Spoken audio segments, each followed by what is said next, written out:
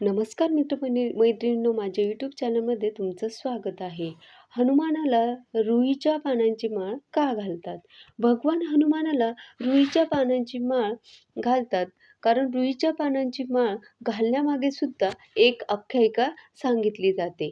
ती थोडक्यात अशी की हनुमानाची माता अंजनी ही निस्सीम गणेश भक्त होती.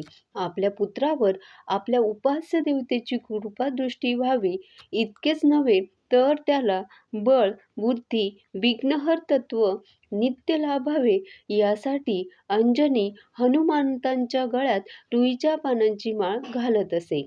आपल्या मातेची स्मृती म्हणून हनुमान पुढे जाऊन रुईची माळ गळ्यात धारण करू लागले आणि म्हणूनच भाविक त्यांना रुईची माळ अर्पण करतात.